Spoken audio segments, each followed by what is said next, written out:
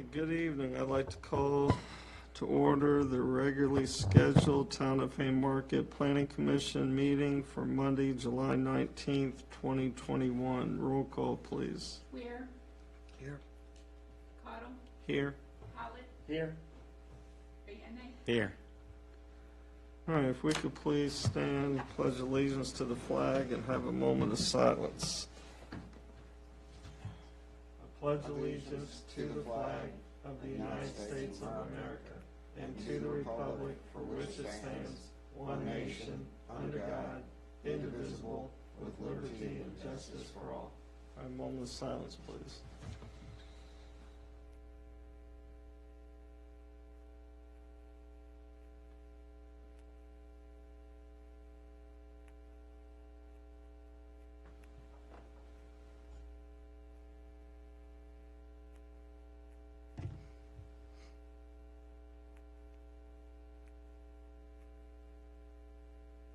All right, thank you. You may be seated. All right. First up is citizens' time. Seeing no citizens present, we will close citizens' time. All right, minutes approval. Do I have a motion? Well, I wasn't here at the last one, but do we have a motion to approve the work session for June 21, 2021? So moved. All right, we have a second. Second. All right, all in favor, say aye. Aye. All right, do I have a motion to accept the minutes from the Planning Commission regular meeting dated June 21, 2021? So moved. Do I have a second? Second. All right, any discussion? All in favor, say aye. Aye. All right, moving on to agenda items, ma'am. Well, first on is a Planning Commission chair appointment, so that's our first order of business. So, for our newer members who joined us after our July meeting last year, every year at our regular July meeting, which is the beginning of our fiscal year, the Planning Commission as well as the ARB take appointments for the chair member. So each year that role can change. So if there are any appointments tonight, whether it is to reappoint Chairman Cottle or to appoint a new member of the Planning Commission to be the chairman, that is up to the commission, and the commissioners should make a motion to appoint someone. Once they accept, then we can make sure there's no other appointments, and we can do a vote on our new chair, or our chair. Yeah, but before we get started, I would like to rotate off, I would assume, some more leadership at the church that I attend, and just have too many irons in the fire. So I would like to still serve, but rotate off the commissioner. Okay. Are there any motions to appoint a new chairman? I motion to appoint Mr. Vianney. Okay. Do you accept? I do. Okay, so we have a motion, we have an acceptance. Are there any other motions to appoint a chairman? Okay, seeing none, I'm going to call for a roll call vote. Weir. Aye. Cottle. No? Howlett. Aye. Vianney. Aye. Okay, the motion passes. So Alexander, you are now our commissioner chairman. So congratulations for the next year. Thank you. Housekeeping wise, do we want to? Rotate one. Yep, we can do that. No, yeah. Doesn't He's Next more than meeting. willing to do. Next Okay. meeting. Next meeting, yes. We will do it, so,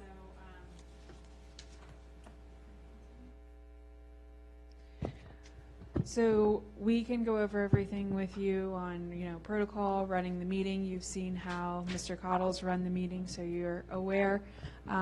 If you have questions for myself or Kim, please let us know. We're happy to help guide you through this.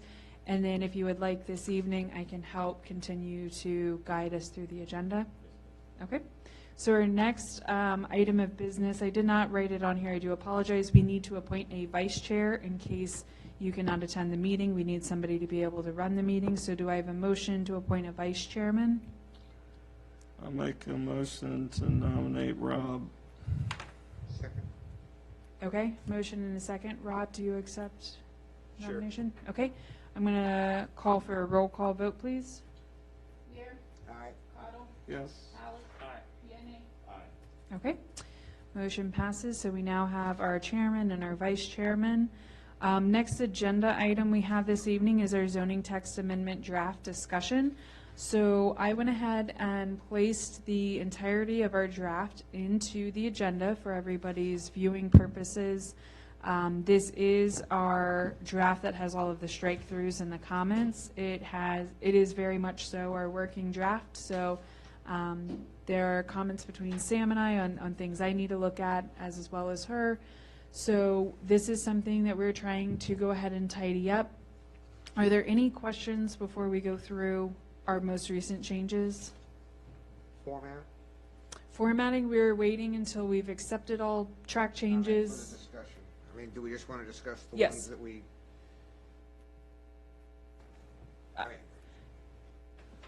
Yeah, I mean, that's, My recommendation is to discuss any questions you guys have first. The next thing, I wanted to follow up on a couple items that we have to present back to you, what we decided on religious assemblies, other items we had looked into. would it make more sense to do that first?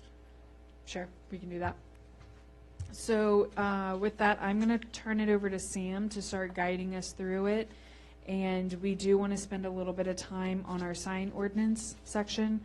We want to run through a couple things. We've had a lot of feedback from current applicants as well as previous applicants regarding sign ordinance.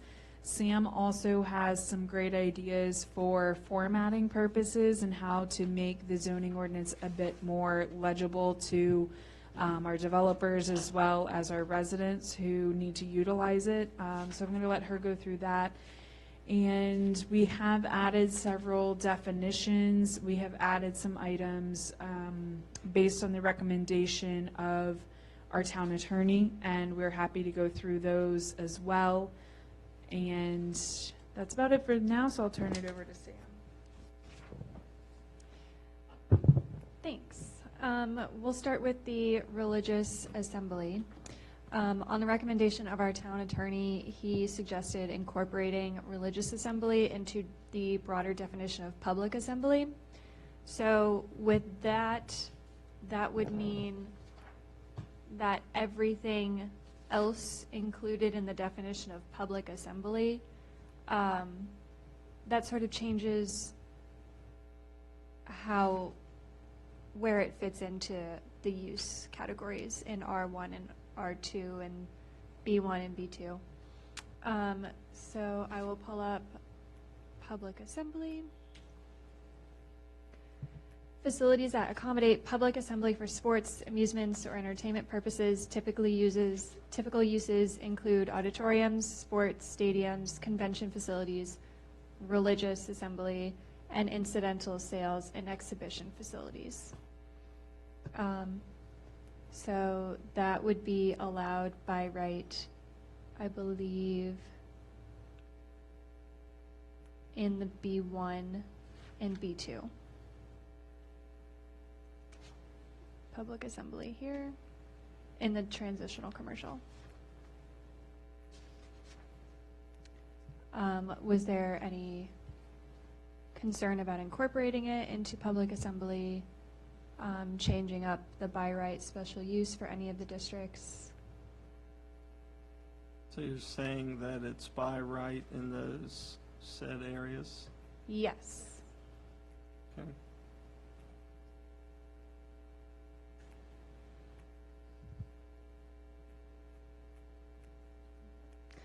Okay, and then another change that I had an idea about was these lists of residential, civic, commercial uses. So basically the uses in each of these zoning districts would probably be better legible in a sort of chart, like the one shown here that I've kind of drawn up.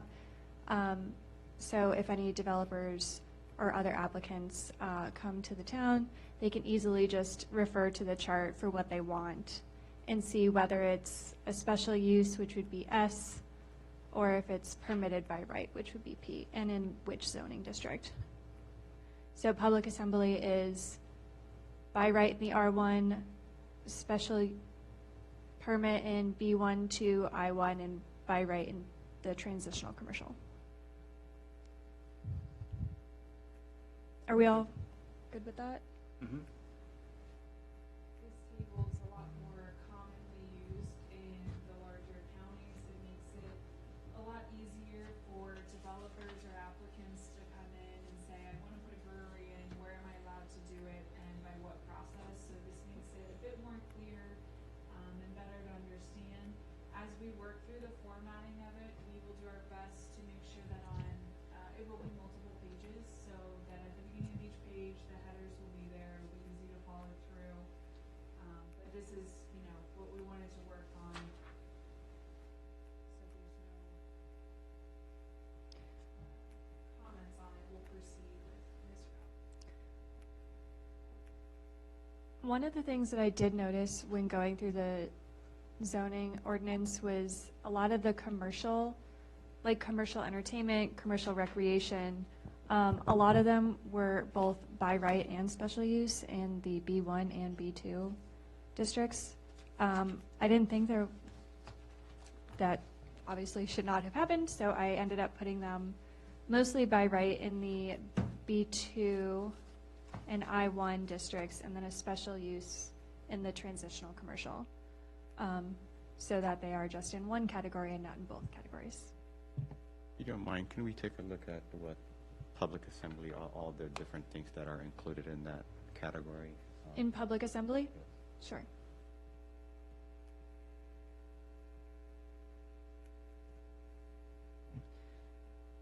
Facilities that accommodate public assembly for sports, amusements, or entertainment purposes, such as auditoriums, sports stadiums, convention facilities. We're saying that's a by right and a residential R1? That is a good catch. And that we can change if there's a discussion on that. Public assembly? Yes. I think it always has been, hasn't it?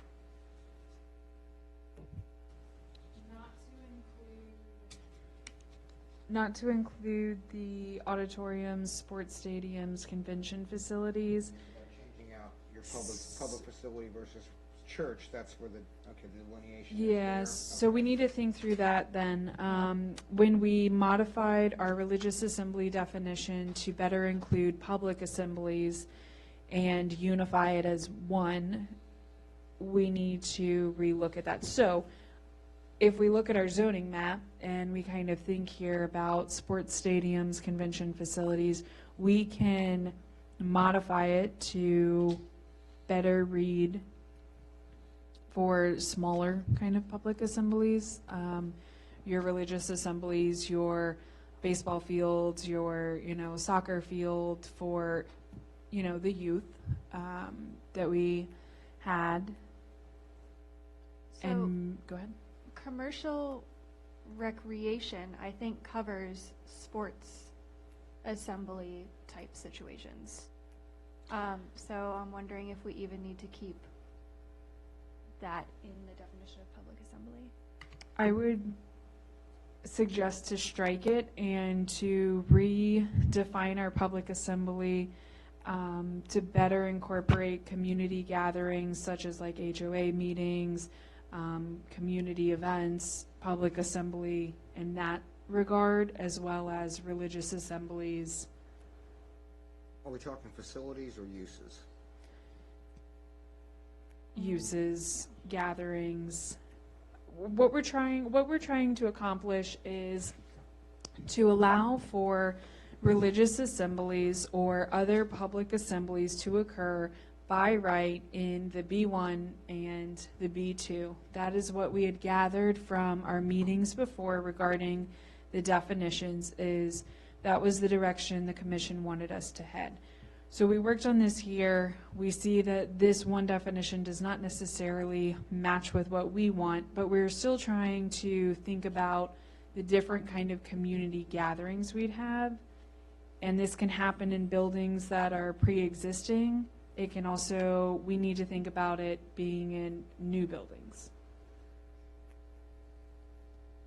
For example, you do have right here off Jefferson Street, our most recent occurrence where this happened is we had a religious assembly come in and they had to request a special use permit to use the bottom of one of the older office buildings that had a large gathering room. So the building was pre-existing, the assembly was coming back in, they have nighttime assemblies, and we went through that process.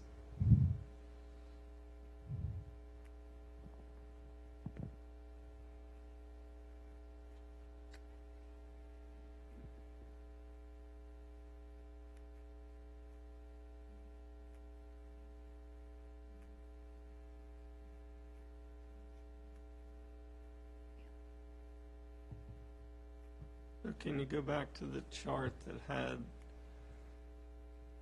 in R1 Public Assembly?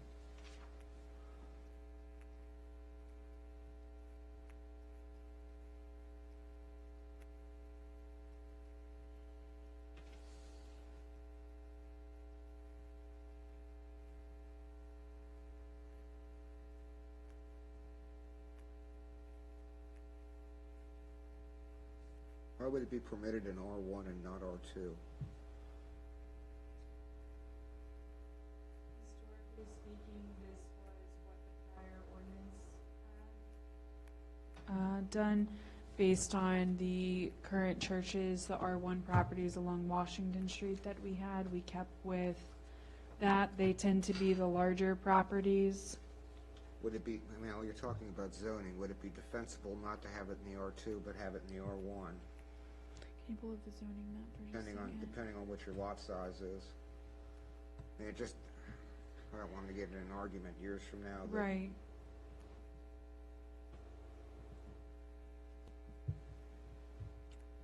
And I guess thinking in terms of your minimum lot size, R2 minimum lot size is significantly smaller than, you're talking 4,000 versus the 10. Couldn't you put some limits in a residence as far as the number of people?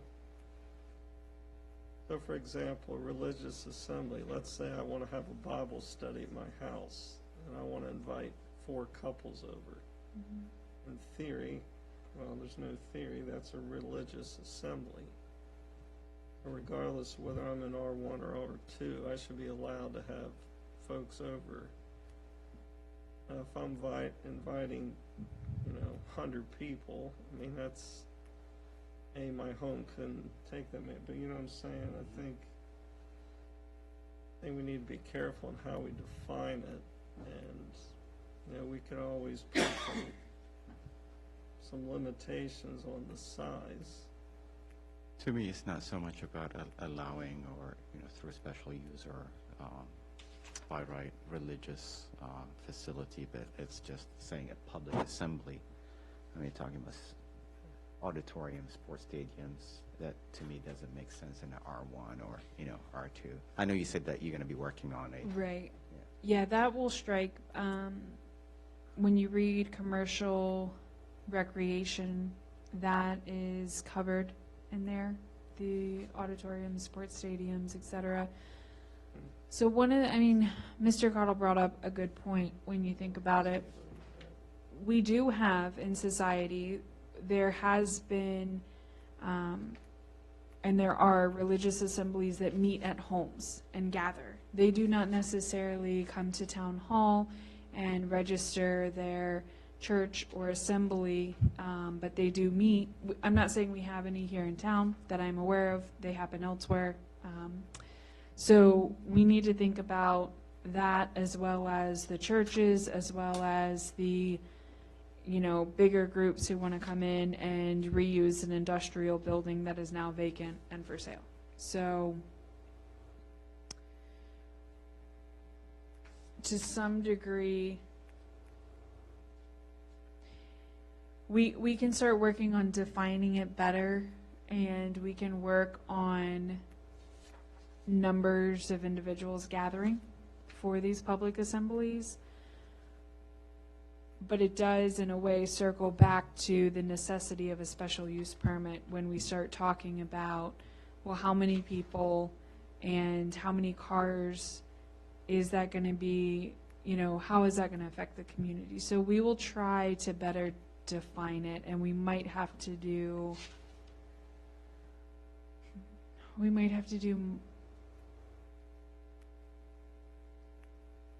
minimums in certain zoning districts. We'll probably get the advice of the town attorney on, you know, which way to go with that. I mean, in our R1, R2, I mean, no one's gonna be building a sports stadium Correct, or but an auditorium unless they raise half the neighborhood. Right, Because yeah. then you have parking and all that other stuff. yeah, don't think about those anymore. That we will change. So that will be modified. What we do have to keep in mind is we do have churches and other facilities, church facilities that are in the R1 that exist today. And so those were kind of the ones we were accommodating with the update.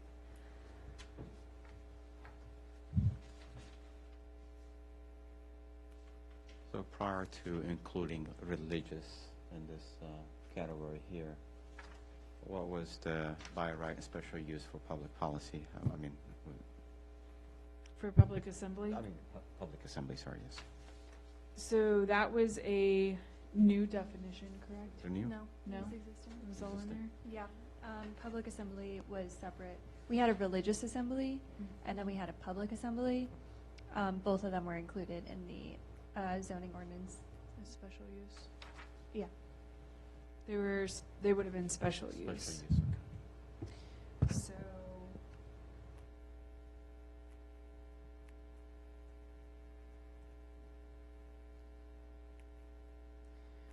How it mainly, so more often you would see in the special use categories, you would see like club would come up as one of those that would fall into that public assembly.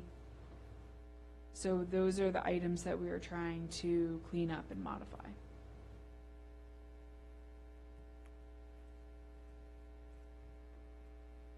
Yeah, I think the public assembly mostly showed up as special use in the B1 and B2 and the I1. I1. Yeah.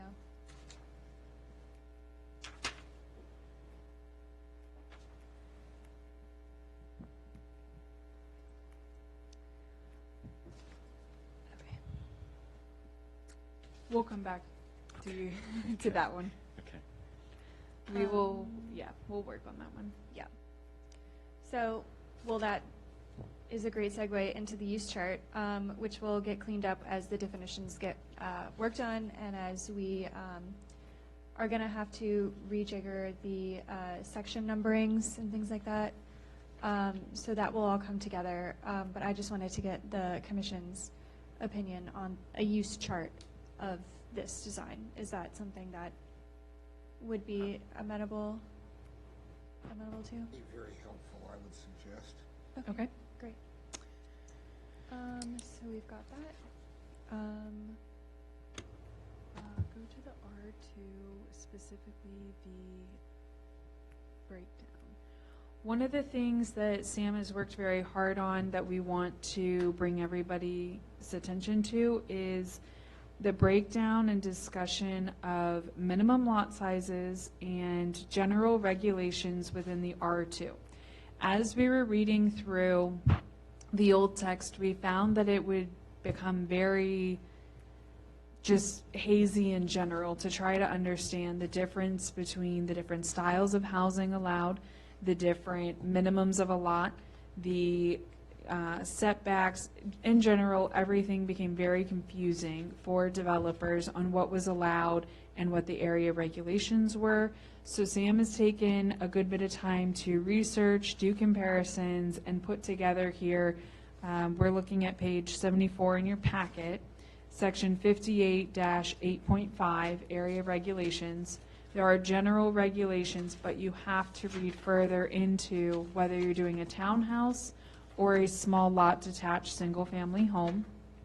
And both break down in 3 bullet points each what the size of the lots shall be. In our R2, we have mixes of different styles of housing. We have the detached single-family homes. We have your townhouses. We have varying types of townhouses. So she did a lot of research to try to consolidate and give a great picture here. So as you read through it, if you have any feedback or if anything doesn't make sense, please let us know. Well, Yes. Mr. Chair, from a math standpoint, let's say everything in R2, say all the lots in R2 are 4,200 square feet, and you're limiting lot coverage to 20%, including the driveway.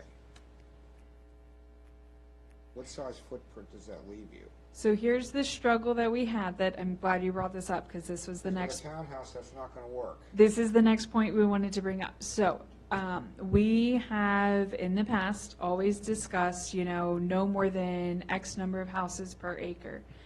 But based on what our old zoning ordinance was and what it allowed for with lots of a certain size, you can get a lot more than, say, 16 houses per acre when you're doing R2 development.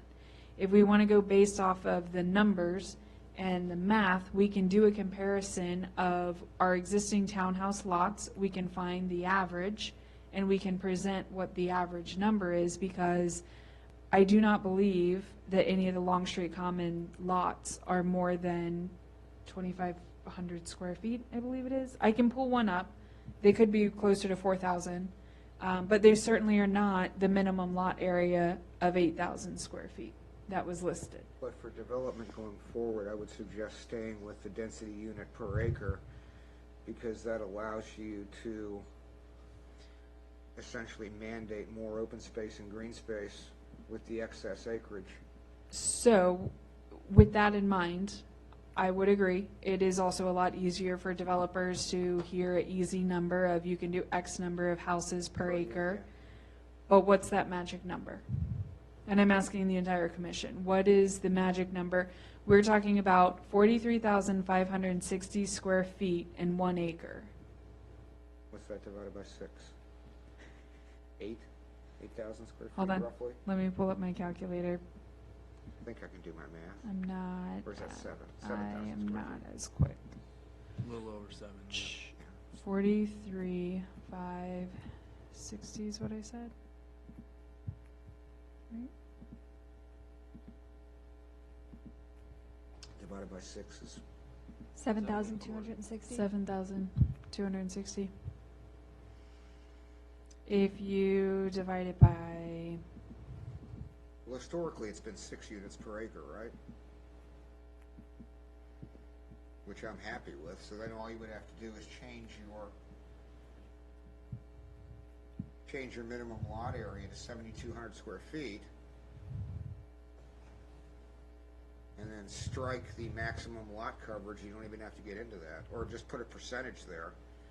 But your percentage in an R2 is going to be significantly higher than in an R1 so because of sidewalks, driveways, and then the lot footprint, or the house footprint itself. I think we're asking for trouble if we do it this way. if we are talking about townhouses,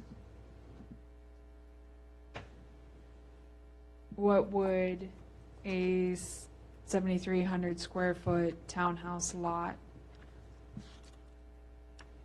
start looking like? Probably bigger than the ones in Longstreet. I don't know. Let me, what's the house number in Longstreet? Can you hold house number? 6610. 6685 Comanche Court. 668. My address. Let me just pull up Mapper. Yeah, I think my townhouses are, with the basement, it's like 2,000 square feet. Yeah, but it's the lot size. Let me just The pull lot up. size is 4,000. .0459 acres. What is it?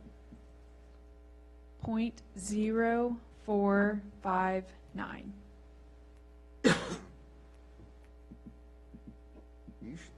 That's, look, I'm seeing most of them at .09 acres. 0.4 seems really big. Yeah. Really? Point Oh, zero point- four. Oh, .04. What .0459. is that? If you had .4, you'd have almost. That's like a half over acre. That's- 2,000 square feet. Rob's. That sounds more like an outlot, because everybody else is, So see, oh, I'm looking at the wrong, that's- sorry, I'm looking at the wrong neighborhood, sorry. so that's an inner lot. So then when we start talking about the minimum lot area needing to be 8,000 square feet,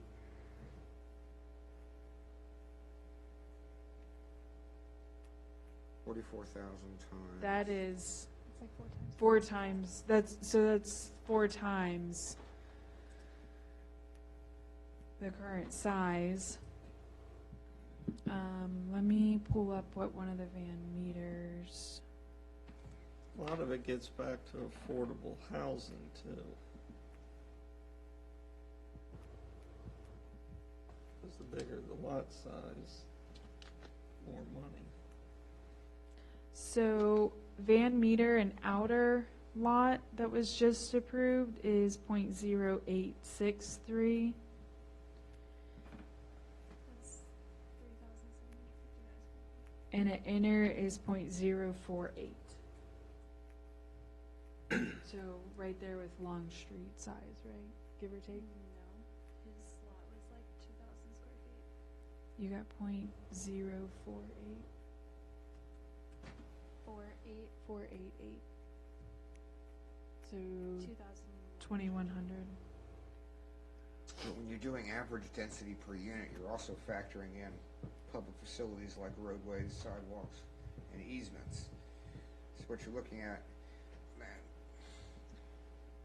So hypothetically, hypothetically, I would suggest you have a minimum lot size, but I don't know that you have a maximum. It all comes down to how many units per acre you want, because you're gonna have a lot of acreage that is unusable and a lot of acreage that is covered up by roadways, whether they're public or private. And tot lots and whatever else is thrown in. Because that all factors into the calculation. so 16, just talking, 16 units per acre is 2,722 square feet. Do you want to do, What's the county do, 12 an acre? I think they do 16. I will have to verify. Let me look.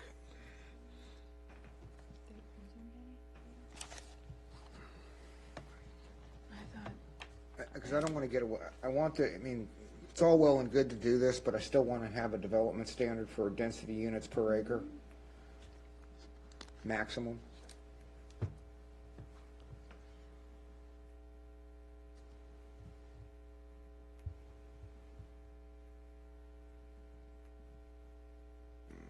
Zoning ordinance.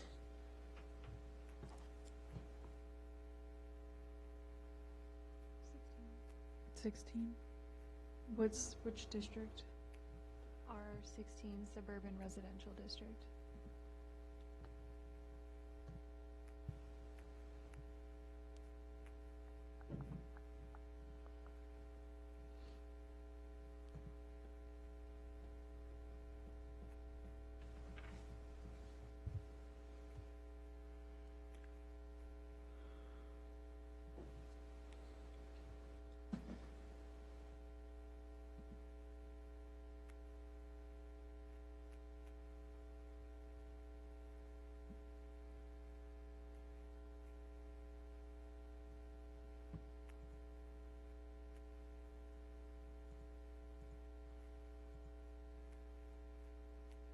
What information would assist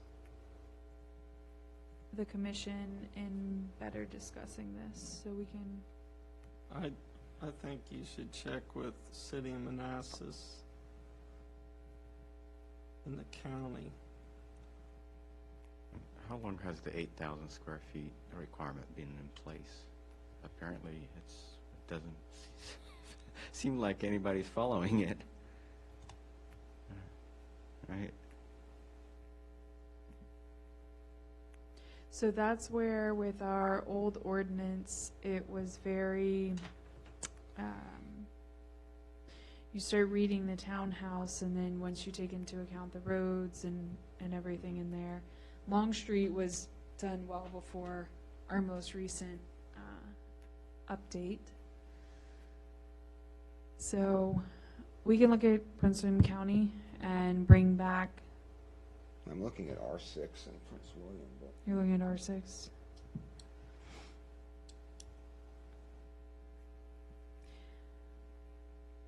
So we will do some of that research. We'll bring back what Manassas has and look at it. We still have single-family homes that are developed in the R2 district, though, and I think it is very appropriate to, leave those with the higher square footage. And then we can evaluate with the townhouses how to say maximum, if that number of units per acre is different than small lot detached, and then what goes in the common space, the open areas, things like that within the calculations. go back to the previous version of the ordinance, The 2017 or prior? whatever this one is. That one, okay. Small lot singles were limited to 6, and townhouses were at 8.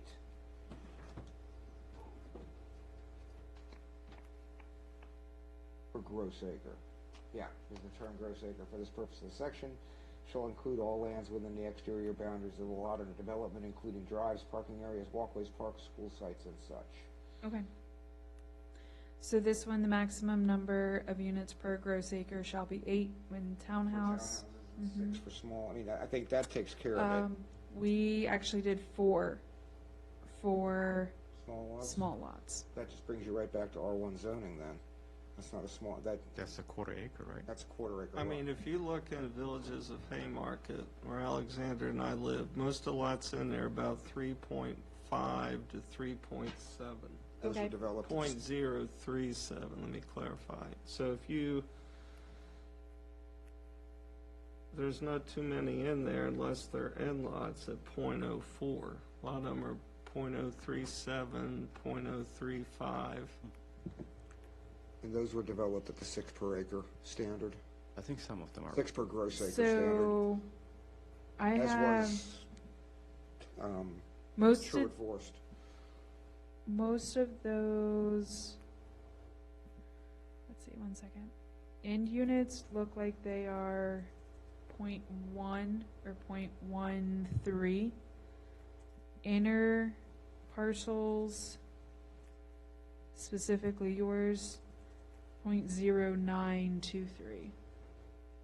You sure? Yes, yeah. I could be wrong. I Very- know Yeah, that- because remember the Long Street inner ones are 0.04. I So know- they're roughly 2,000 square feet, so yours calculates out to, Maybe I'm thinking other tax records I looked at today. All I know is in our neighborhood, you take a 2x16 and you're touching both walls. They're tight. so your lots are closer to 4,000 square feet. Right, but And when then- you get the property lines, there's probably 4, maybe 5 feet where the property line, I mean, the footprint of the home takes pretty much all the land area. That got changed. That got changed when Sherwood Forest was in the planning stage, and the standard for side setbacks and cumulative distances between the houses was increased from, it's actually in here, it was increased because of the fire in your neighborhood. Remember the fire at the up the top of the street where it jumped? It was 3 houses Yep. down from our house, and when it burned like 4 homes. Obviously didn't destroy them, but and even some of the fire didn't actually touch it, it was just the heat melted the siding. I think it used to be 10 feet, and then it was changed to 15 feet minimum as a result of that fire, because Sherwood Forest lost 3 units when they had to replan the layout because of the increased distance between the houses. And it was done specifically because of that, because of the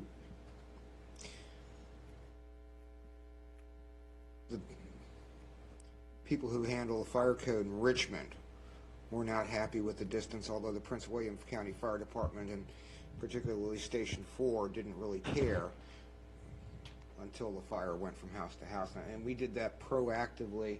It looks like in 2005, we increased the distance. And it was increased, tell me that number again, please. Looks like it's 15 feet. So I'm hoping this is, the side lots in our current ordinance that was in 2017, they have a minimum side yard of 15 feet from building to wall. I'm sorry, from building wall to side property line, except in the case of interior townhouses, in-loading units, and small lot detached single-family dwellings where the minimum setback from the building wall to the property line shall not be less than 3 feet to any property and shall not be less than 20 feet in the aggregate between the adjoining I like that structures. even better. Okay?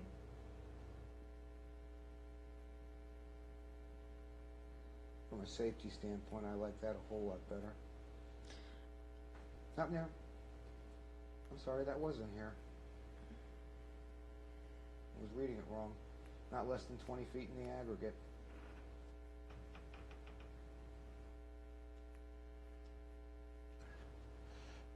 What is that magic number when the town will have to start maintaining the roads in terms of? 3,500. 3,500. We'll get our census data here soon. We're projected to be right around the 2,000 mark. Not we- according to the ARP money they gave us. Oh, do they project us over or under? Well, the ARP money was significantly higher than what they originally told us, and the ARP money is based on population.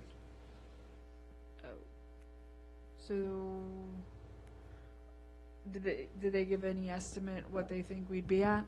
No, they just gave us the money without explanation as to what the population number that it was tied to was. That's terrifying. So Okay. I'm guessing 2,500. Okay. So the reason I'm asking that is, should we examine this from the perspective of, hey, wanting to reduce density, right? Meaning increase the acreage or lot size requirement? I mean, maybe that's something that we should be thinking about. Well, we don't have an R3 zoning anymore. So we really don't have any dense options. But the densest we get is a townhouse, right? At 8 per Yeah. acre. Yes, That's the current correct. requirement, 8 per acre?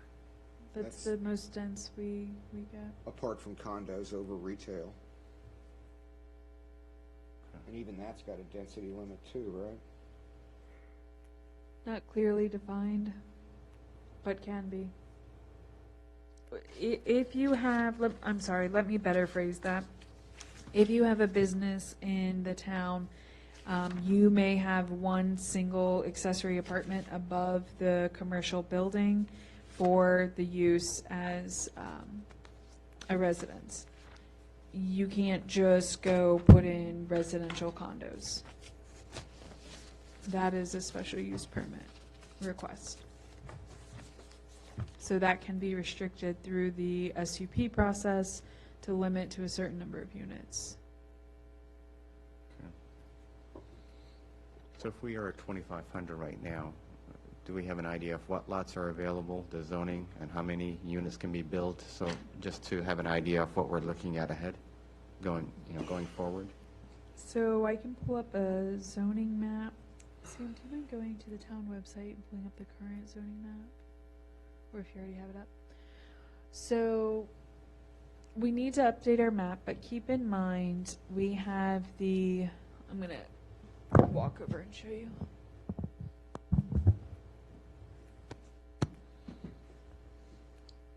Okay, so for bearings, this is the town park.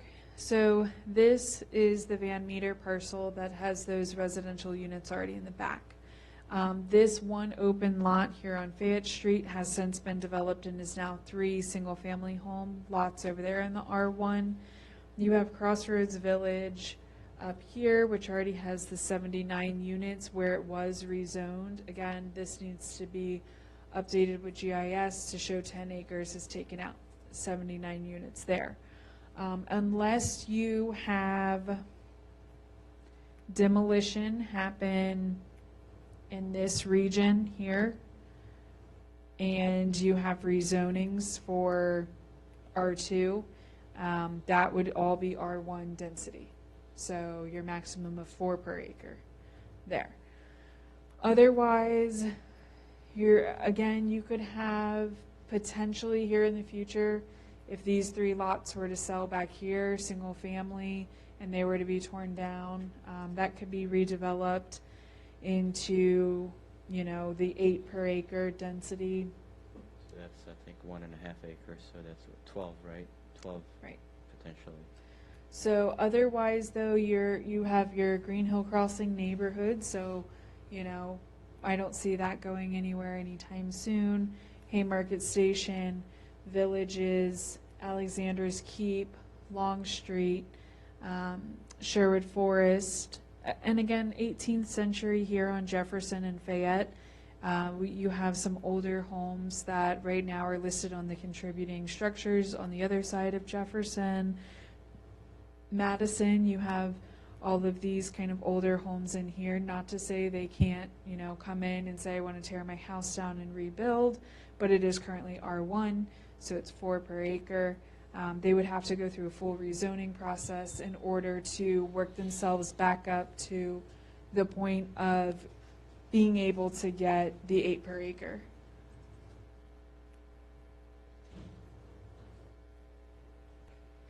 Does that answer the question? It does. Okay. And then, Sam, if you'll scroll up just a little bit for me. You do have, on the other side of 66, all of these parcels over here. They are coming back in for a site plan that is currently under review. They have already been recorded. Those are for single-family development homes. That's actually something you guys will see here soon, maybe 2 months' time, 3 months' time. So that's going on. You do have the back of one of the neighborhoods that fronts Heathcote. Those are, these cul-de-sacs here. Otherwise, you have houses on most of these parcels. This one right here is the biggest open parcel back in that area. And we only have this very small portion in town. I think getting to your question though, given the 3 different parcels that are either under development or will be under development, I think you're looking at an additional 500 residents between all of the units. We're getting up, up there. Yeah. I'd forgotten about Robinson's Paradise. And that is, the developer right now is looking at doing a majority of those parcels that are empty back there, but there is one landowner who still owns 4 of those, and he is requesting to build those houses on the lots that he owns at a later date. So the developer is looking at putting in Walter Robinson Lane. So that's the road that, runs horizontal parallel to the red border and ends in that cul-de-sac. And so they will build most of the houses along that road. And then there's a small pipe stem right there where Sam's cursor is, and those 3 will be put in.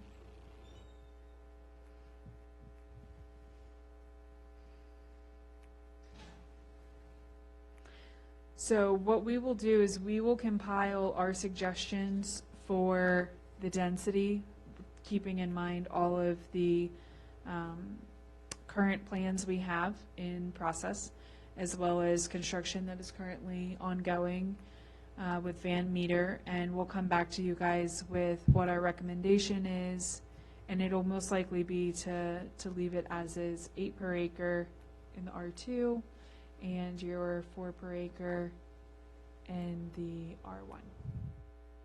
We can look at defining condos to have a different density and then go ahead and strictly define it. So if it were to be applied as an SUP, that could be something that the town can fall back on as well. We're getting to the point, mine is demolition, that we're basically being built out. We're fast getting to that point. Not that, obviously, we don't need regulations, but there's only so many vacant parcels remaining. I think it'd be a good idea to come up with some type of projected town population with all the units we have that, as Bob said, are approved or getting ready to be approved. And then just do simple math to see if this 4, 6, and 8, what it would do with the remaining land. At least it would give us an idea. Because once you get up over 3,200, you're basically at 3,500, right? Because depending on which families move in, move out. Yeah, affecting them real fast. given the way the demographics are changing regionally and nationally with more multi-generational families, increasing the number of people per household, yeah, we could easily get over 3,500 in a great big hurry. Are we counting in the Starbucks property? Correct. Oh, we are? That's The part the approved ones, not the of the, okay, 79 approved. 79 townhomes. 79, okay. And the Van Meter property, okay.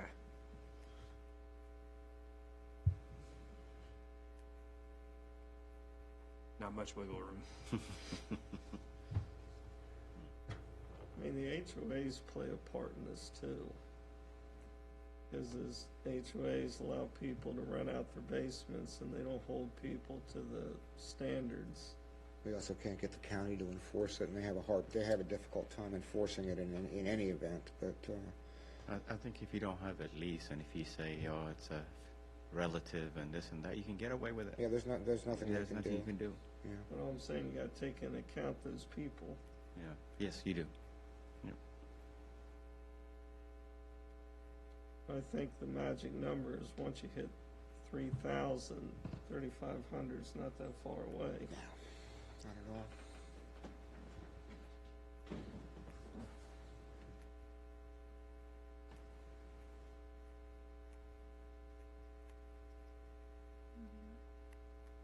Once we hit that, if we did hit that 35, we gotta maintain the roads, what other responsibilities will we have? There's a lot. There's stormwater, Water. roads, Sewer, yeah. Any idea what the basically estimated all your cost would be? utilities.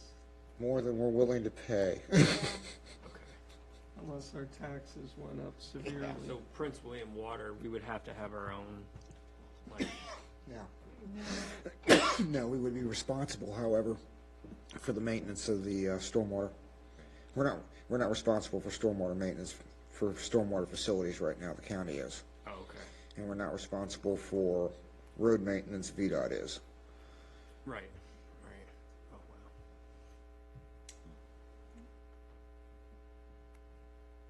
There's a bunch of other little things too. I can't remember what they are off the top of my head, but Just those few things is enough. But the question is, if we ever did cross the 3,500 threshold, would we cease to pay county tax and all of our taxes would go to the city? no. So Because there's you the wouldn't be granted a city charter simply by going over 3,500. You'd simply be a town with more than 3,500, because that's where they have the differentiation in town responsibilities. But it doesn't change your status in terms of having to pay the dual taxes. The only way to get around that is to incorporate as a city, and then we get into, Like Manassas Park did. then you get into bigger issues like The only reason I mention it schools. is because I mean, as a real estate agent, I know the answer, but for people watching, the 3,500 is a big tipping point. So was this ever taken into consideration when evaluating these various development plans? Yep. Yes. And some people Yes. just thought, okay. It was our newer plans, you know, Crossroads Village is one of the newer ones. It was discussed and taken into consideration. Planning Commission at the time and Town Council had the discussion.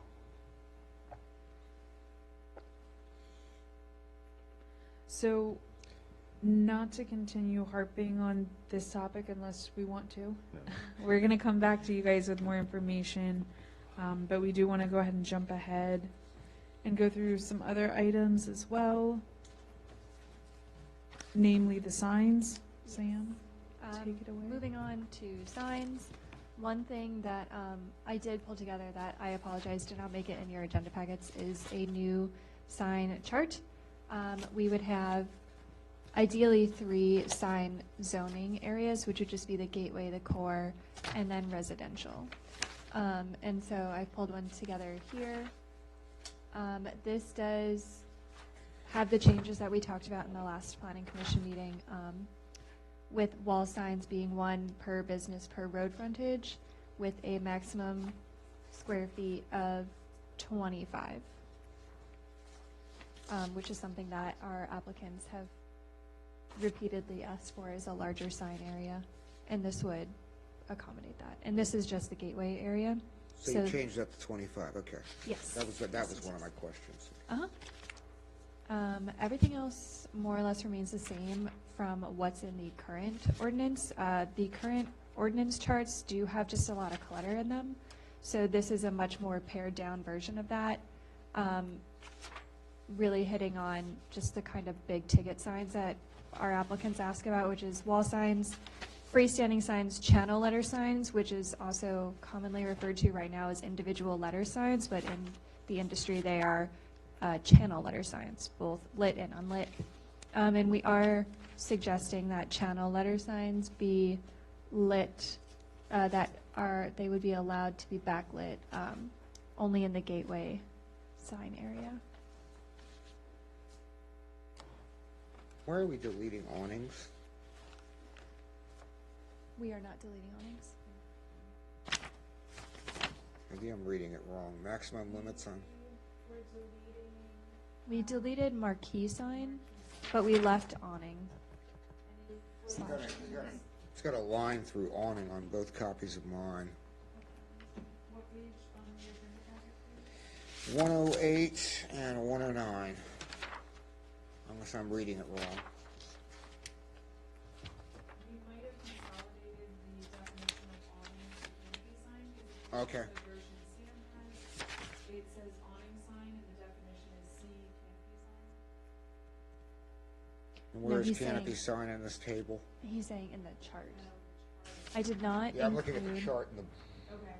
Yeah, I will need to put awning sign back into the Okay. new chart. Okay. Are those sizes acceptable to the commission? Letters not more than 12 inches high.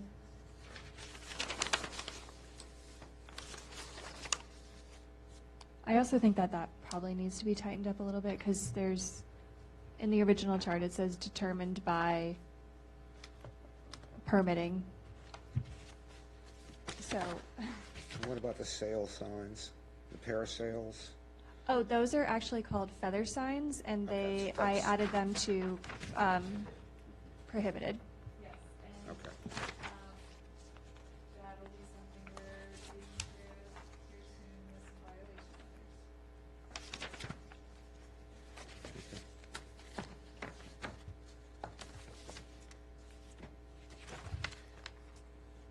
Also, to clarify real quick, Sam? Yeah. Directional signs, so that is the signs that are installed on the premises of the facility, such as your drive-through signs pointing which way exit or entry is. That is the intent there, and we can give an example of residences, but those are not your wayfinding signs that you find on the corner of town that direct you to the other end of town or distance. That is not the intent. Those are all on purpose. And then I do want to make one other comment for everybody on page 106 of the agenda packet, the map.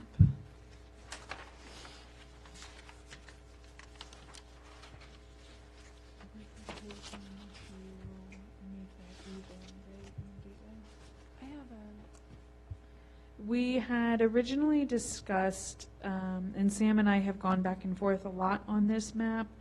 Do we modify the gateway sign area? Will you pull that one up? I thought we had agreed to take out the Winterham property Yes. from the gateway. And so that is what you see here, blue being the core, orange being the gateway. And we want to verify that the commission is on board. pink is residential. Pink, yeah, pink is residential, and if you were to have residential signage, that falls under a different section. As I recall, the rationale was they don't have any businesses fronting on Washington Street, so none of the regulations really apply to them. And Correct. they're really in the core. The one property actually I see here that we would need to update is 14801 Washington Street. And that's just an error on our part. We do apologize. That one is a B1 property that has been marked residential, but we will take care of that. Miss Leonard's house should be a commercial zoned property. Okay. So we'll take care of that on the sign So one. it would be in the core.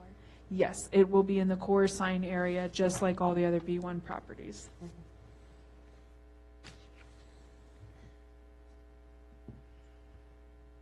And I do have a hard copy of this map, if anyone would like to see it.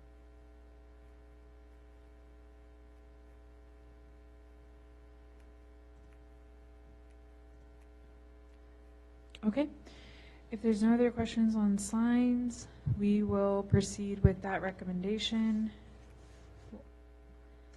Are there any other questions regarding any of the landscaping, non-conforming use, design standards? We've gone through these prior. Just want to follow up with the board. We are working on the Old and Historic Overlay District. That will be a larger modification per recommendation from our attorney.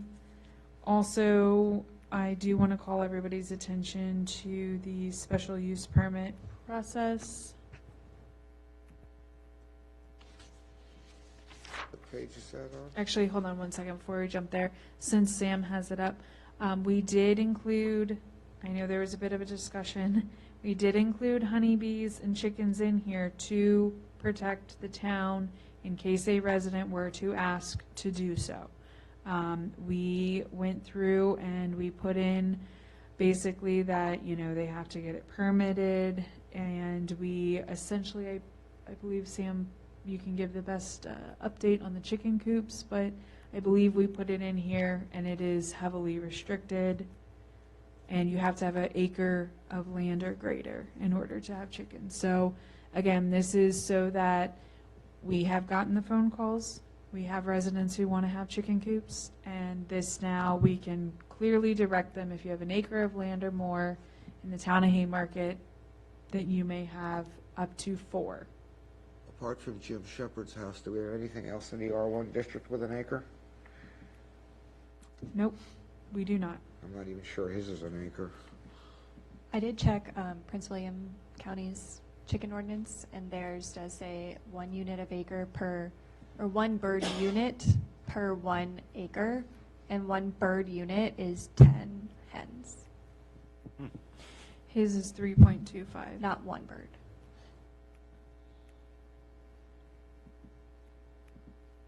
Yeah.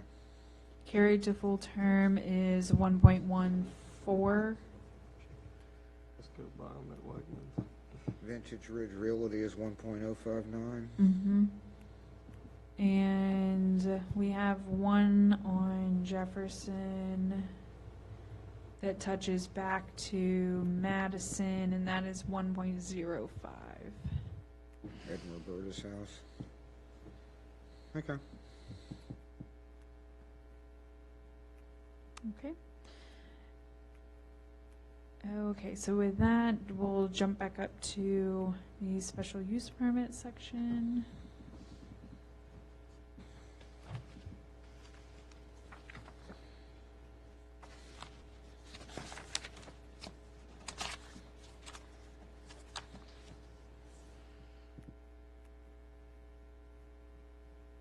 One second, we're gonna pull it up.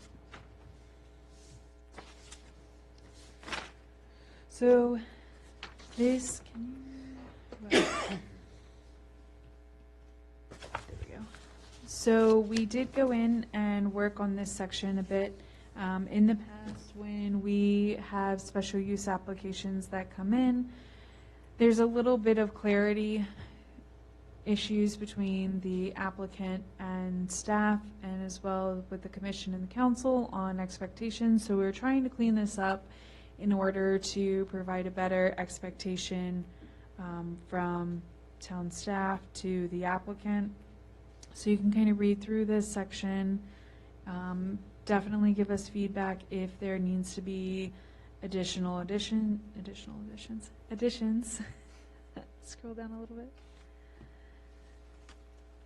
We tried to just make it a little bit more clear for everybody. Go down a little bit more. Specifically what a complete application looks like. We did include verbiage in on traffic studies.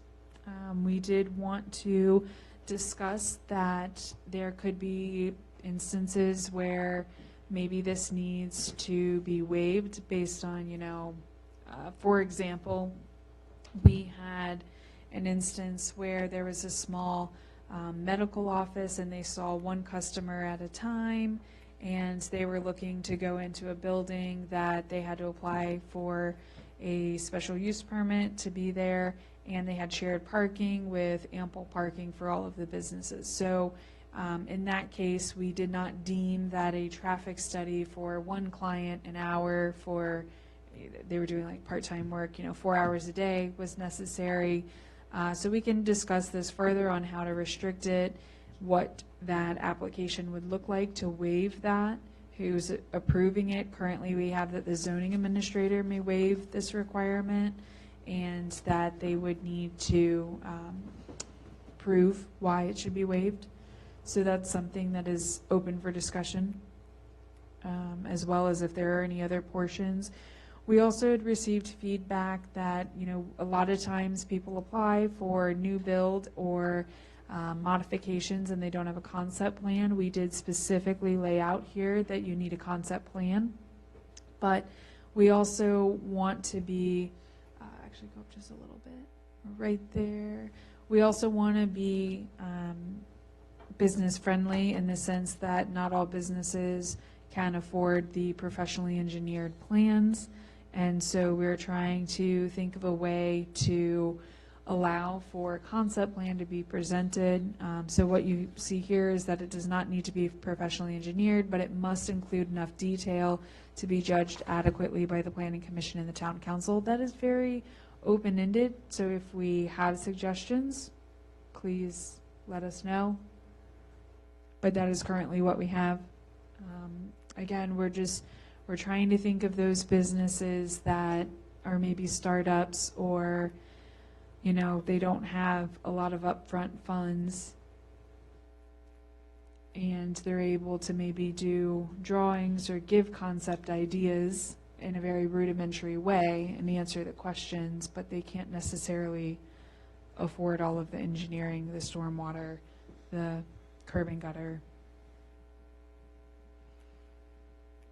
So as a little homework item, if everybody will read through the special use permit section, unless you guys are ready to talk about it right now. I'm good with it. Homework or talk about it? Good with it? With the concept plan, I understand being, friendly to small businesses, what have you. Can we make that applicable to small businesses and then require larger developments to? So we could. All I would ask is, how are we going to define small businesses? At what threshold, how are we gonna have an applicant come in and say, I'm a small business? Is it based on Footage maybe? square, so is it based on square footage? Is it based on, Number of Employees, number of Employees. Sales projection. so Yes. we can certainly look into that. You want to make it cleanest without having issues with employment, and Right. I think you're better off establishing a maximum square footage for that. So that you don't have somebody coming in and going, I've got 10 acres, but I'm a small business and I don't want to do my GDP. Correct. So what would square footage, ideal square footage?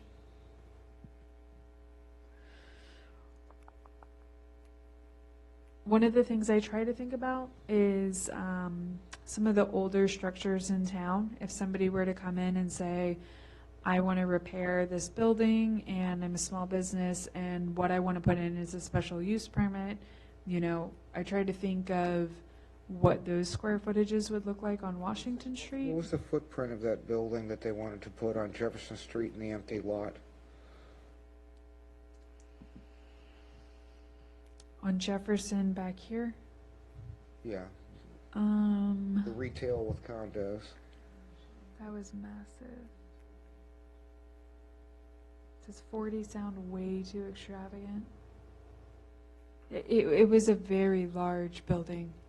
Originally, are we talking about the original or No, the second? The stuff. final? Because I know she shrank it down, the footprint down, because she couldn't fit it on the parcel. The She couldn't original, park it. yeah, so the original was let's just say, a 4-story building that went from property line to property I'm line just, I'm in all saying, look at the directions. footprint, not even the height. Okay, so what she finalized was the equivalent of 7 townhomes touching. Yeah, so I'd be looking at the footprint. At what that At is? the footprint, because the height will take care of itself and the density. But your footprint alone should limit it. Especially with the way this is being revised. Okay. I will. And that would pull probably up. cover almost any renewal project in town, because I can't think of anything that would be likely subject to any sort of renovation that would be larger than that.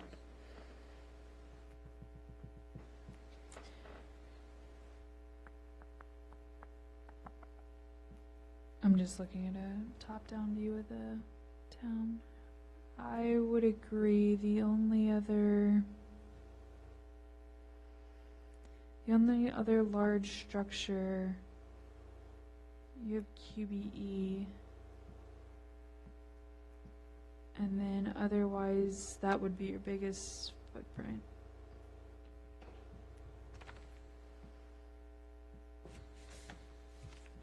I mean, you had the old Food Lion building, but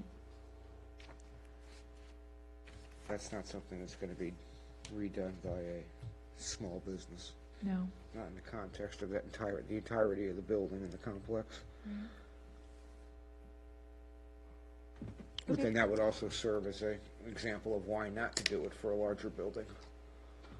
Okay, we will come up with some ideas on that footprint and square footage.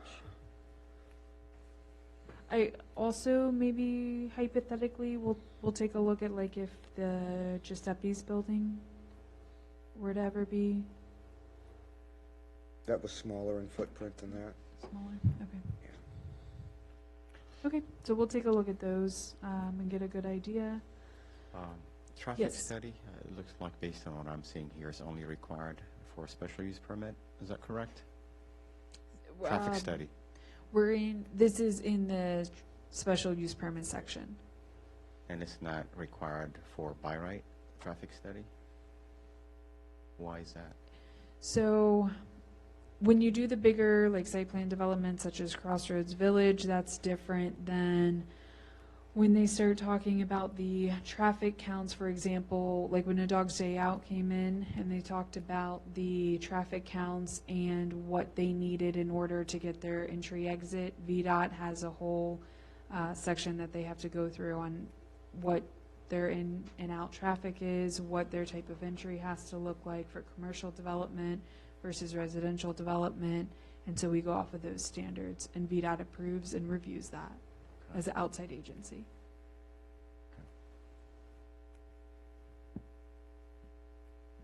Meaning they're going to have to provide a traffic study Yeah, based on what they'll you're have saying to- is going to be included in Yep. that process. They'll have to go through the requirements, they'll have to meet with VDOT, they have to submit all of their plans through VDOT, even if it was a SUP, and then they apply for their traffic study, they still have to go through that process with VDOT. VDOT has to go through and give them their final approval as that outside agency. That's the same also with Prince William County Service Authority for water and sewer. And it's also the same for Department of Environmental Equality, so DEQ, and they do stormwater reviews as well. And then anything under a certain threshold are town engineer reviews for stormwater.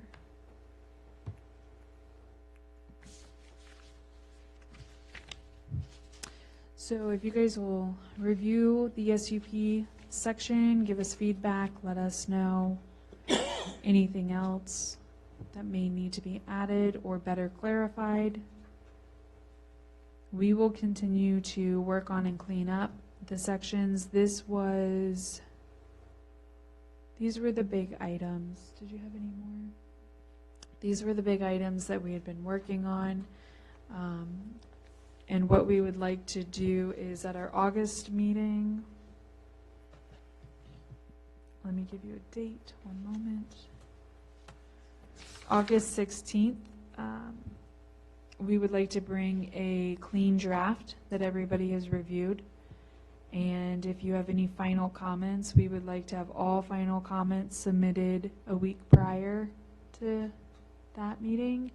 And we would like to have the commission vote at that meeting to set a public hearing date for our draft zoning ordinance, if that seems amenable to the commission. If you think you need more time with it, then I would like to discuss that and make sure we know exactly what we need to discuss.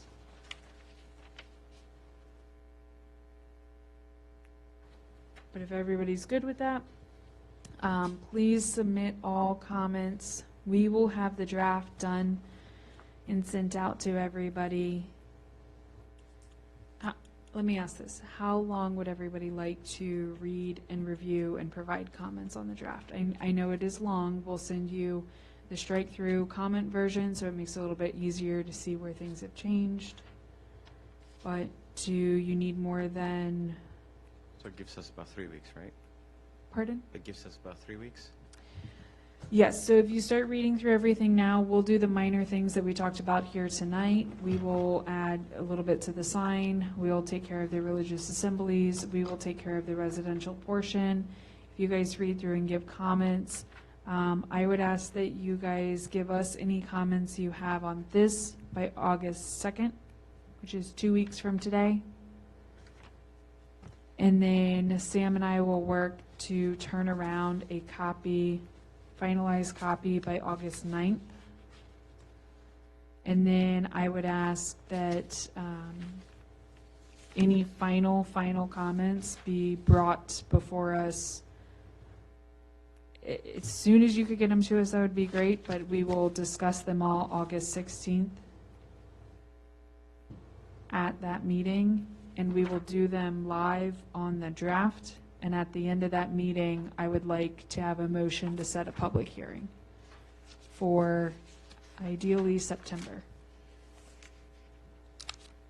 And that would look like September 20th.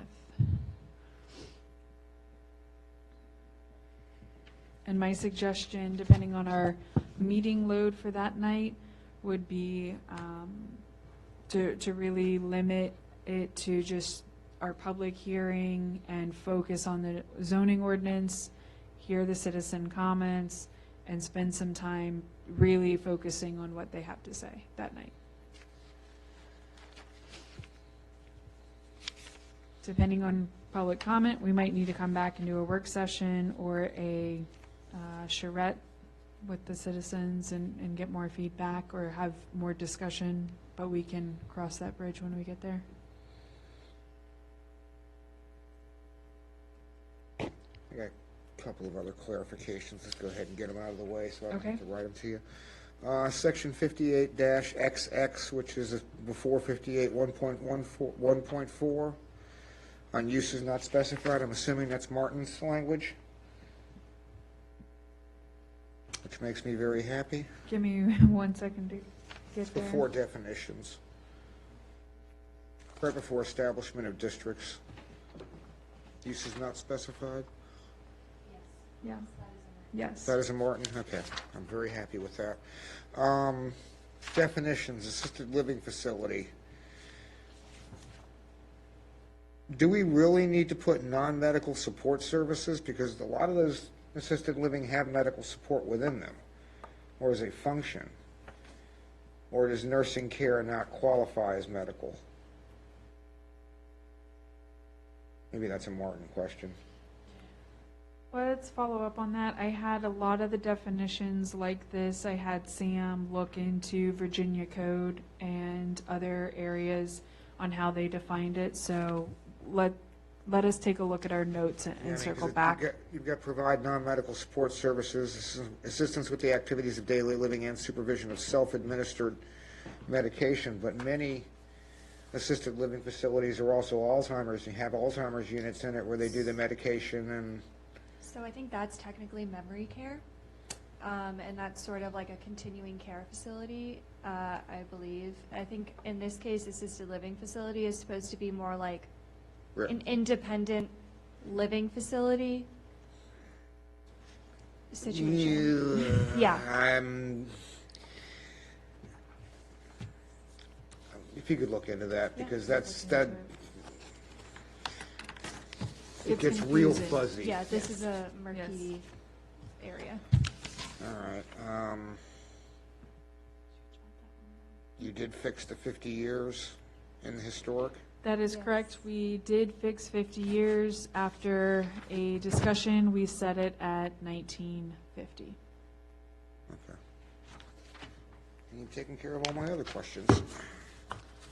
Do any of the other commissioners have questions or feedback?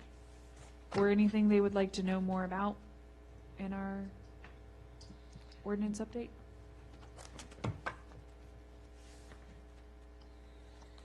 Okay, wonderful. Let's see. Okay, well, we're gonna move on to our next agenda item then, our historic overlay map discussion. This is a draft. Sam will be pulling it up in a moment. We're passing it out. So I am going to, let me back up. We had several discussions previously about the historic overlay map, which properties should be included, should the area shrink. The current area is the entire town boundaries. And so we went back to previous year discussions and we pulled what the Planning Commission and the Town Council had discussed at that point. We brought them up to the Planning Commission for discussion as well as the ARB. And so Sam has done up several proposed overlays. This is one of them that was discussed. This includes all of the properties that front Washington Street. It goes as deep on Washington north and south side as kind of what would be up front, your frontage of Washington. It includes the B1 district. It goes down Jefferson Street to include all of the B1 properties on the north side. On the south side, it goes all the way to the railroad tracks. And it also includes the entirety of Fayette Street. The reasoning behind this, that we included that large area, which does encompass an entire neighborhood, is because a lot of our historic structures that are currently listed on our contributing resources table are included in this area right here. We have St. Paul's Church, we have the old parish hall, we have the old log cabin, the museum. So we have a lot of structures in this area, to include some homes on the eastern side of Jefferson Street that are very old and were established and built well before 1950. So this is what you see here in the map. Are there any questions regarding this map? Did you get a chance to look at that one property? Yes. Was that new construction? Or, 1987. okay. Then it's the one next door to it. It's the older one. Okay. 667. Okay. Also to clarify, we did include the entirety of the park. We included the Blight Drive homes, as they are there as kind of a entry gateway on that end of town. We also included the first parcels there along the front of Haymarket Station, as well as a few in Green Hill Crossing. I know there was some debate over if residential neighborhoods that had an HOA, if they should be included, and we included those that front Washington.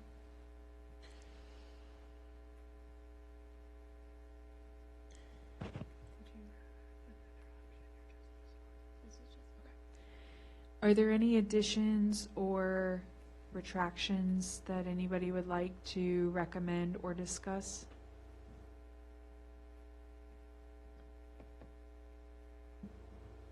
I think the 1950 really clears up a lot of gray areas of what's historic and what shouldn't be. Thank God.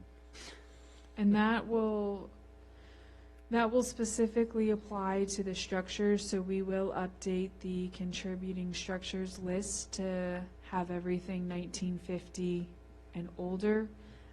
This historic overlay will include some structures that were built after 1950, but are right along the front of Washington Street in our main corridors, Jefferson Street as well, where we have historic structures that we would like to preserve the surrounding area and make sure that... The argument being that they're on adjacent parcels and you want to maintain the character? That is correct.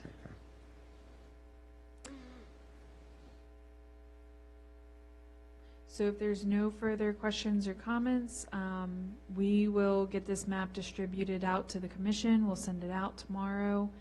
And just take a look at it, think it over. If you have any follow-up comments or suggestions, please let us know. If you have any questions, please let us know. And then we will bring this map as well to the August 16th meeting with the request to take it to a public hearing. With this, we will... Shouldn't that be part of the... Do we want it included in the zoning ordinance chapter? It should I'm be sorry, part of the zoning article. ordinance. I mean, it should be an exhibit to the zoning ordinance because you're Okay. referencing it. You're referencing it in the zoning ordinance, so it should be an appendix or an attachment. I mean, actually, it should be an appendix to the zoning ordinance. We will specifically reference it in the old and historic overlay section article, and we will attach it as an appendix, and it'll be in the draft. Okay, pull that one up. So this is our zoning map. Sam, do you want to tell them about your updates to it? Sure. We have the zoning map updates that would include transitional commercial properties, specifically 3 down here along Washington Street, 14800 Washington Street, which, I'm sorry, I don't know which building that is. That one is the Baptist Church right now. It is in the planned land use map to be transitional commercial, and so we were Really? I believe That is what the old comp plan had, but I will pull it up for you. That doesn't sound right. And then further, we added a park category, and that it would include the park building property and then the park itself. I thought the Baptist church was R1. I'm pulling it up 1 second. It currently is It, R1? it currently is. I thought the comp plan it was R1 too.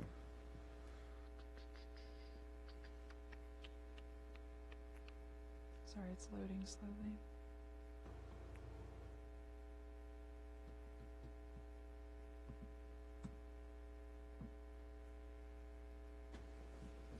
So in the comprehensive plan, it is orange and it is labeled as transitional commercial. I wonder when that happened. That is along with so if you look here on my screen, you see the large purple block. That is the park. And then everything from the Baptist church to the corner of Hunting Path Road was planned in our comprehensive plan as transitional commercial, as well as the 5 parcels across the street, 3 of which have already been rezoned to TC, 2 of them, 14891 and 14881 are B1 currently.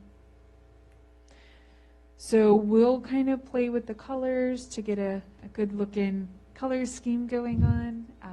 And then we will also have this map included in the zoning ordinance for review.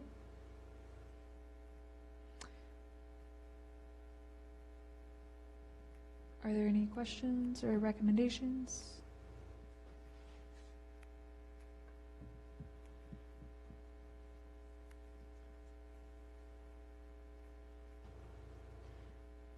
If there are none, we can move on to our next agenda item.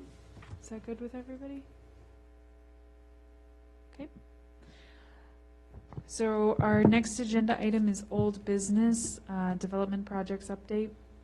I've already mentioned one, but I just wanted to update everybody that the Robinson Paradise, we have 2 very close in name, Robinson Village and Robinson Paradise. So Robinson Paradise is the one that is over 66 on Jefferson Street. They are currently in their review period for their site plan. That will come before the Planning Commission for a discussion. And we have Van Meter is under construction here in town. They are working on all of their grading. They're also working very heavily on their project right outside of town to include the roundabout that changes daily. We are hoping to get a good update.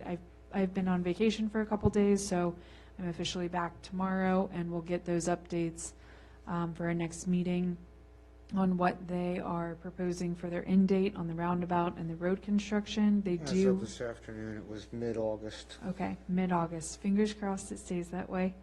And then we do have some of their structures are going up, so they will be moving right along with that.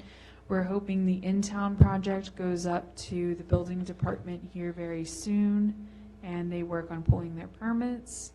Across the street with the hotel, they're, as you guys have probably all seen, wrapping the front facade now, so they're making very quick work of that. And they're still planning for substantial completion to be in October. That means that the developer, the owners, will receive the building handed over to them, and they can do their part on the interior with a projected open date in January of 2022. We also have Crossroads Village is working on updating and making some amendments to their site plan. Review comments have been submitted back to them for that process. That is a standalone process from what they're working on their new business item. But are there any questions for old business before I jump What are ahead? they updating on the old plan? They're updating their stormwater, and they're modifying where the Lidl grocery store is proposed to sit, and how they previously had multiple multi-tenant units there. So they are consolidating to show that parking lot, the Lidl grocery store, and how that changes their stormwater infrastructure. Are there any other old business questions? Okay. New business, Crossroads Village was denied at the town council level for a Starbucks SUP. They have submitted a new application for their Starbucks. I do not believe I included, we just received it last week, so we are working on processing the application and all of the details. I will say that they have significantly modified the layout of the drive-through and the configuration of that parcel specifically. So we will be processing it as a new application. It will require a new public hearing with the Planning Commission as well as the Town Council. Based on what I have seen currently with the application, again, we just received it on the 12th. We would like to aim for a public hearing on August 16th if the chairman is amenable to that. We would get the agenda out at the same time as normal, and we can send the report and the package to the commission a little bit prior if that is of help. Okay. Are there any questions on the updated SUP at this time? Okay. So we will schedule that public hearing for August 16th at 7 p.m. for Crossroads Village Starbucks SUP. And then our next item of business, the Architectural Review Board update. Our update is that Planning Commissioner Carell has stepped down from his position. He was our ARB liaison. We do need to appoint someone to be our ARB liaison. Those meetings are the third Wednesday of the month at 7 p.m. Also, kind of an aside, we have a Planning Commission applicant for our vacant seat on the Planning Commission.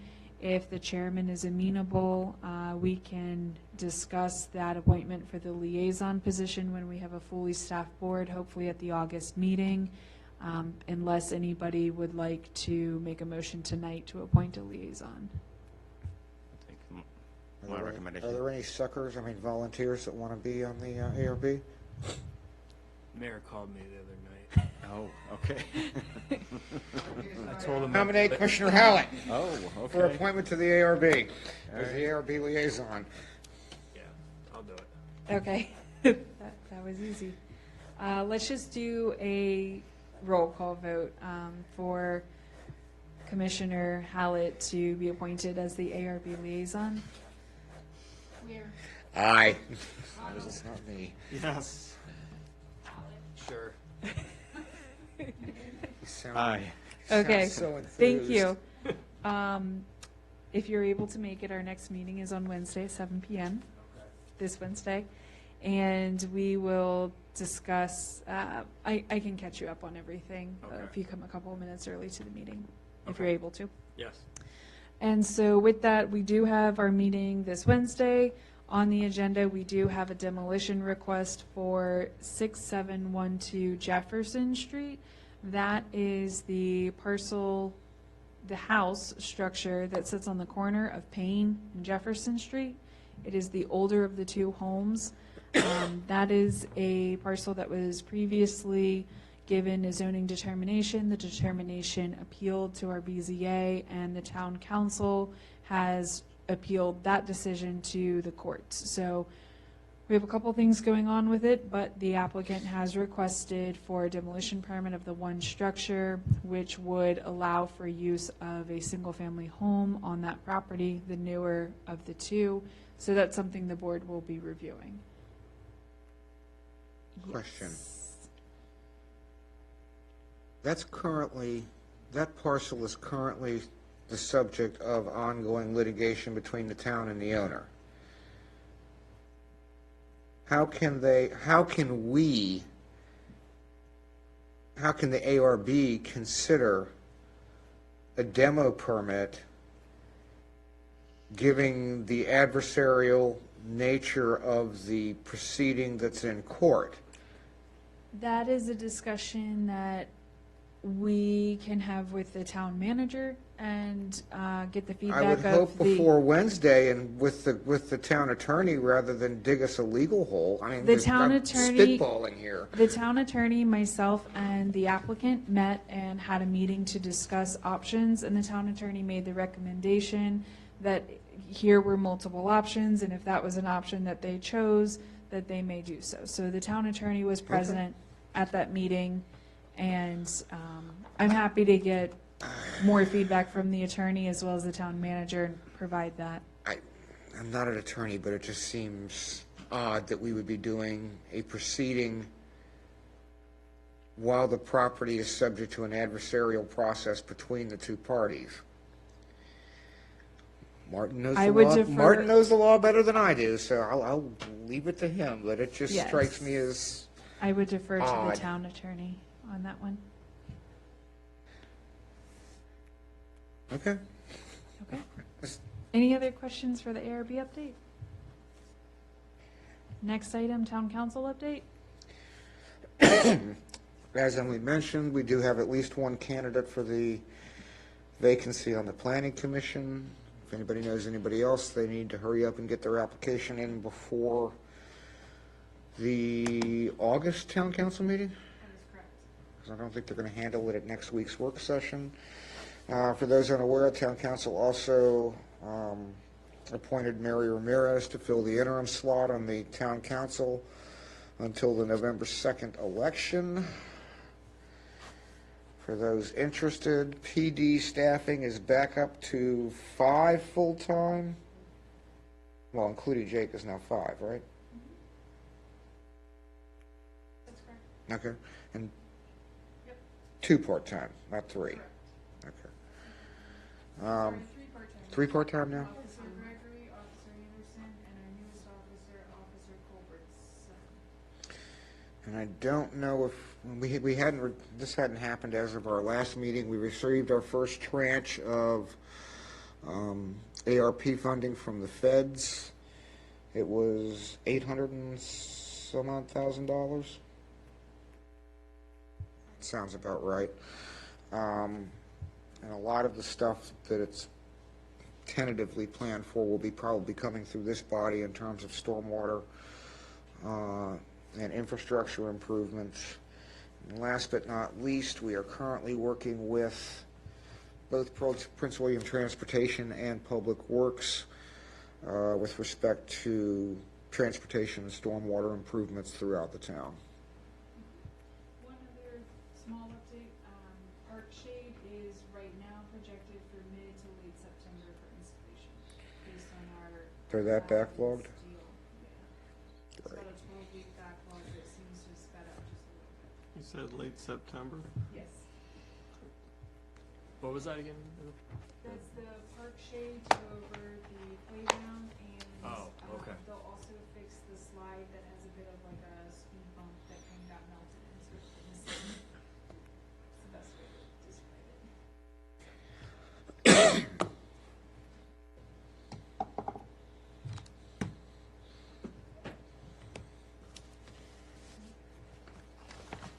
If there are no other questions, there's our last agenda item, adjournment. Move to adjourn. Second. Favor? Aye. Thank you.